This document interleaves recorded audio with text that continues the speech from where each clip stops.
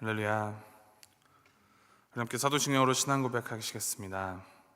전능하사 천지를 만드신 하나님 아버지를 내가 믿사오며 그 외아들 우리 주 예수 그리스도를 믿사오니 이는 성령으로 잉태하사 동정녀 마리아에게 나시고 본디오 빌라도에게 고난을 받으사 십자가에 못 박혀 죽으시고 장사한 지 사흘 만에 죽은 자 가운데서 다시 살아나시며 하늘에 오르사 전능하신 하나님 우편에 앉아 계시다가 저리로서 산 자와 죽은 자를 심판하러 오시리라. 성령을 믿사오며 거룩한 공회와 성도가 서로 교통하는 것과 죄를 사해 주시는 것과 몸이 다시 사는 것과 영원히 사는 것을 믿사옵나이다. 아멘. 찬송가 41장 함께 찬양하시겠습니다. 41장 내 영혼아 주 찬양하여라 함께 찬양하시겠습니다.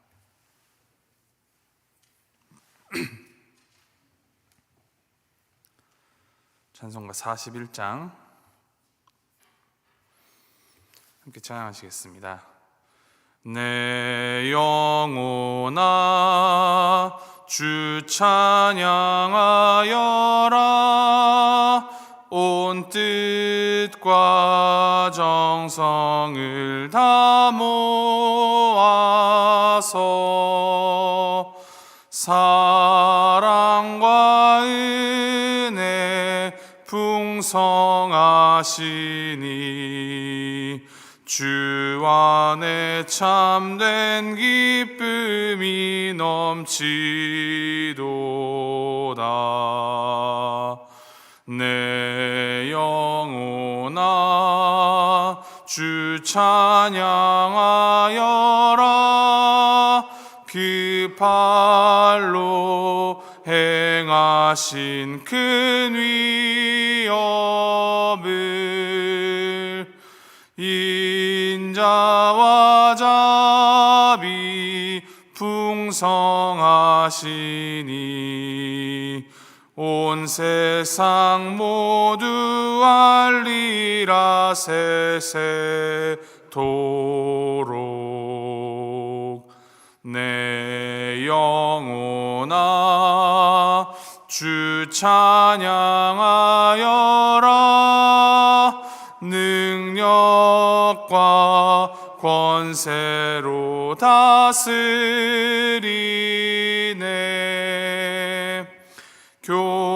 교만한 자는 물리치시고 이 낮고 천한 백성들 높이시네. 내 영혼아 주 찬양하여라 하나님 약속 있는 신실해 온 세상 향해 크게 말하라. 내 주님 위대하심을 영원토록.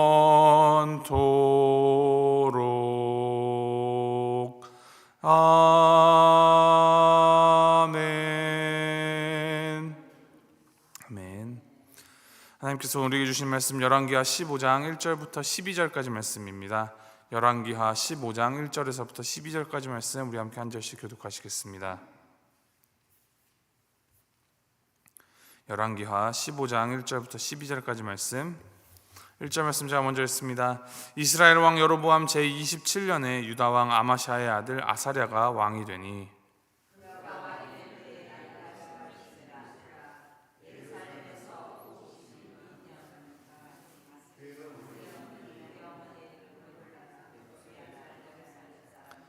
아사랴가 그의 아버지 아마샤의 모든 행위대로 여호와 보시기에 정직히 행하였으나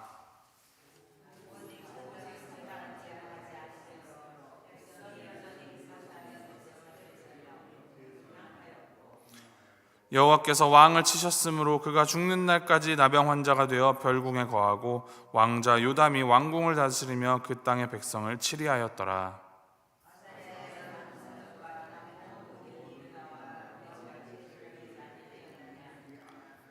아사랴가 그의 조상들과 함께 잠에 다윗성에 그의 조상들과 함께 장사되고 그의 아들 요담이 대신하여 왕이 되니라.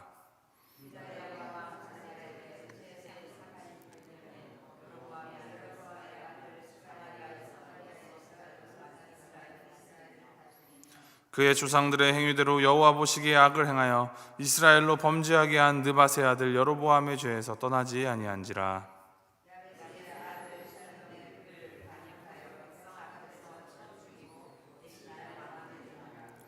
스가랴의 남은 사적은 이스라엘 왕 역대 지략에 기록되니라. 여호와께서 예후에게 말씀하여 이르시기를 내 자손이 4대 동안 이스라엘 왕위에 있으리라 하신 그 말씀대로 과연 그렇게 되니라. 아멘.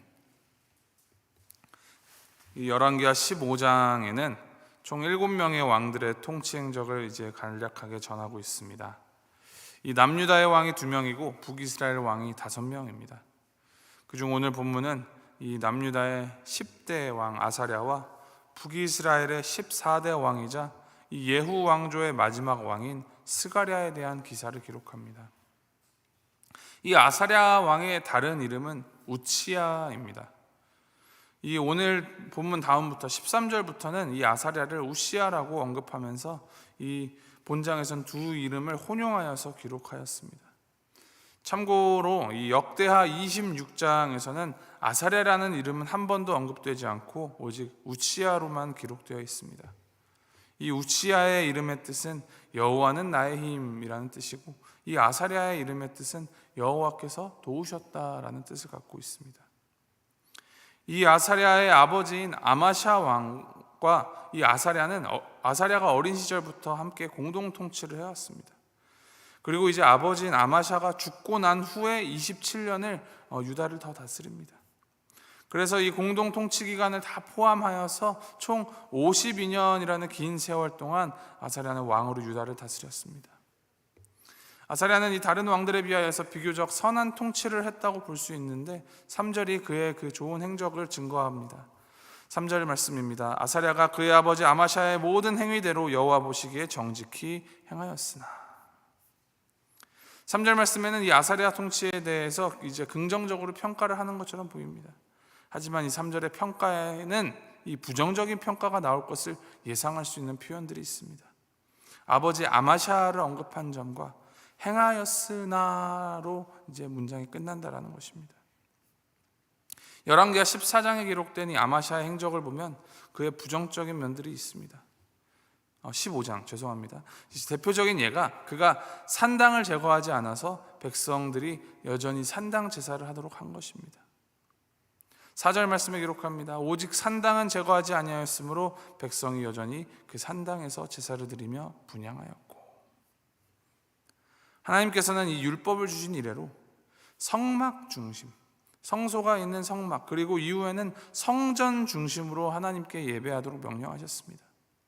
그런데 이스라엘 나라가 남북으로 갈려진 이후로 이스라엘의 곳곳에서는 자신들의 이 편의에 따라 혹은 상황에 따라 산당에서 하나님께 제사를 드리며 하나님을 예배하는 관습이 생기고 또 성행하였습니다. 그런데 사실 이것은 하나님께서 기뻐하시는 것은 아니었습니다. 그것을 생각하지 않고 그냥 자신들의 편의에 따라 하나님에게는 무감각해진 채로 나에게 편한 제사, 나에게 편한 예배를 드린 것입니다. 이 아사랴 역시도 산당을 제거하지 않고 산당에서 제사를 드렸습니다. 3절 말씀을 보면 그의 통치에 대해서 긍정적으로 평가하는 것 같았는데 사실 이 구절은 그의 통치 초기에만 해당되는 것입니다.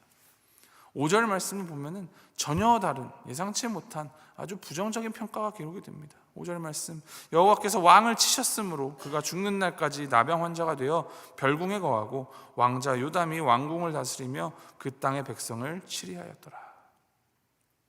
하나님께서 이 아사랴 왕을 치셨다 합니다. 그래서 그가 죽는 날까지 나병 환자가 되어서 별궁에 거하였습니다. 이 역대하 26장에서는 이 아사랴의 징벌에 대해서 좀 더 구체적인 원인을 증거합니다. 이 아사랴의 악행은 예전부터 내려온 산당 제소 허용만이 아니었습니다.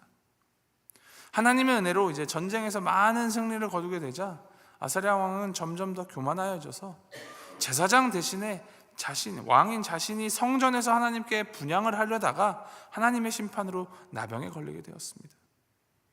역대하 26장의 증거를 보면 아사랴는 나병에 걸려서 죽었고 그 부정함 때문에 열조들의 무덤 곁에 묻혔다라고 합니다. 이제 두 번째로 오늘 본문을 기록하는 왕은 북이스라엘 왕 스가랴입니다. 그는 이 예후 이후에 예후 왕조의 마지막 왕인데 딱 6달 동안 6개월만 왕에 있었습니다. 9절 말씀입니다. 그의 조상들의 행위대로 여호와 보시기에 악을 행하여 이스라엘로 범죄하게 한 느밧의 아들 여로보암의 죄에서 떠나지 아니한지라. 스가랴가 왕으로서 단명한 이유는 북이스라엘의 다른 왕들처럼 여호와 보시기에 악을 행했기 때문입니다. 여기서 이제 언급된 느밧의 아들 여로보암은 스가랴의 아버지 여로보암 2세가 아니라 북이스라엘 초대왕 이 여로보암입니다. 그의 대표적인 죄는 송아지 우상 숭배입니다. 여로보암의 죄를 떠나지 아니하였다 하면 우상 숭배에서 벗어나지 않았다라는 것을 의미합니다. 스가랴는 조상 대대로 내려온 그 불신앙의 유산을 받아서 그것을 답습하였습니다. 그로 인하여서 스가랴는 비참한 최후를 맞습니다. 10절 말씀, 야베스의 아들 살룸이 그를 반역하여 백성 앞에서 쳐 죽이고 대신하여 왕이 되니라. 한 나라의 왕이 반역자에 의하여서 죽임을 당하는 것, 그것도 백성 앞에서 죽임을 당한 것은 죽어서도 불명예로 남는 것입니다. 과거에 이 반역을 당하는 형태는 보통 은밀한 장소에서 살해당하는 것 혹은 사형당하는 것이 일반적이었으나 이 스가랴가 백성 앞에서 죽었다라는 것은 은밀한 곳이 아니라 모두가 볼 수 있는 열려있는 공공장소에서 죽임을 당했다라는 것입니다.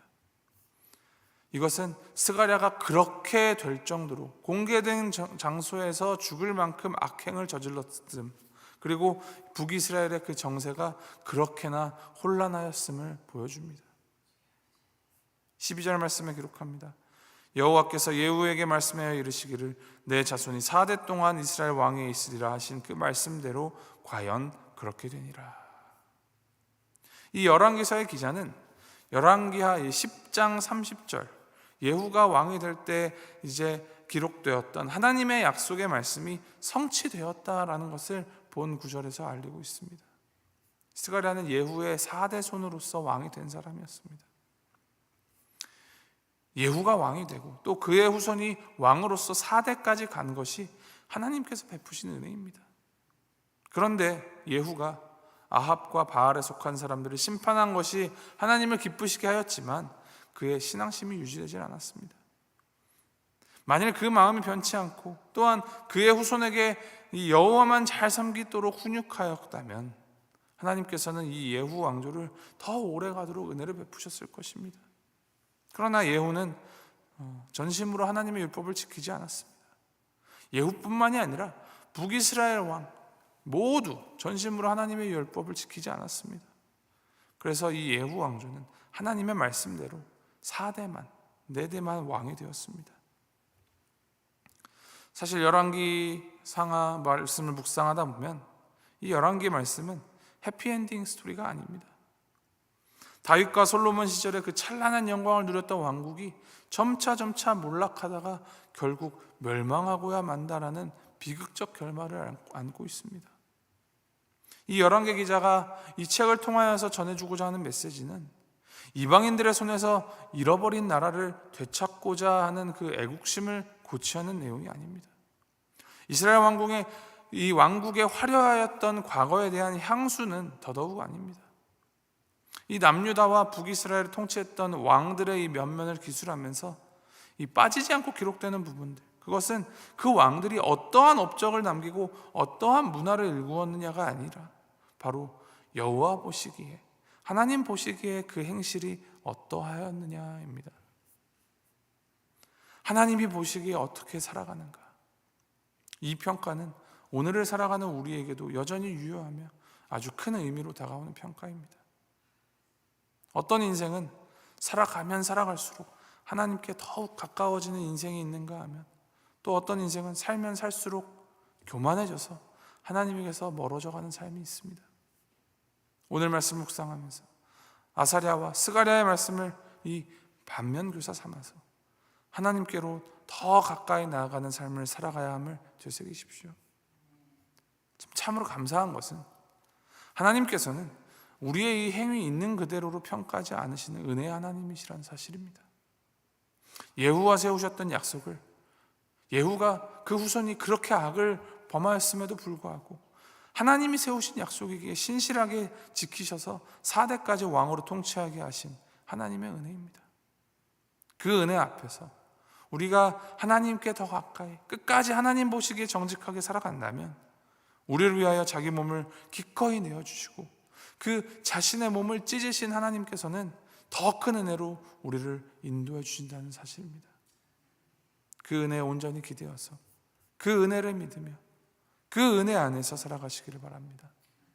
오늘 하루 살아가실 때 하나님의 자녀로서 세상 가운데 우리의 이 말과 행실로 또 우리의 이 존재로 하나님의 하나님 되심을 세상 가운데 알리고 또 심어나가서 하나님 나라의 확장에 기여하는 삶 살아가시기를 주님의 이름으로 소망하고 축복합니다. 함께 기도하시겠습니다. 하나님 아버지, 이 예후가 우상을 제거한 일로 그의 후손 4대까지 왕위에 있게 해주시고 또 아사랴가 하나님 보시기에 정직히 행한 일로 그에게 52년 동안 왕위에 있게 해주신 그 하나님의 은혜를 묵상하게 하시니 감사합니다. 그들에게만 은혜를 베풀지 아니하시고 어둡고 그늘진 곳에 살아가는 사람들에게 그 영원한 생명에 비치신 주님을 보내주시고 그 몸을 십자가에서 찢으심으로 하나님 아버지 앞에 나아갈 수 있는 그 구원의 은혜를 베풀어 주시니 주님 감사드립니다. 그 은혜를 받은 자로서, 은혜에 빚진 자로서 그 은혜 안에 살아가게 하시고 하나님 안에서 그 은총을 누리며 주님 안에 오늘 하루도 하나님의 자녀로서 세상 가운데에서 하나님을 알리는 또 세상을 살리는 통로로 살아갈 수 있도록 주님 인도하여 주시옵소서. 신실하신 하나님 언약 꼭 붙잡고 하나님 안에서 하나님과 더불어 살아가는 우리가 될 수 있도록 주님 인도하여 주시옵소서. 감사드리며 이 모든 말씀 우리 주 예수 그리스도 이름으로 기도합니다. 아멘. 하늘에 계신 우리 아버지여, 이름이 거룩히 여김을 받으시오며 나라의 마옵시며 뜻이 하늘에서 이룬 것 같이 땅에서도 이루어지이다. 오늘날 우리에게 일용할 양식을 주옵시고 우리가 우리에게 죄 지은 자를 사하여 준 것 같이 우리의 죄를 사하여 주옵시고 우리를 시험에 들게 하지 마옵시고 다만 악에서 구하옵소서. 대개 나라와 권세와 영광이 아버지께 영원히 있사옵나이다. 아멘.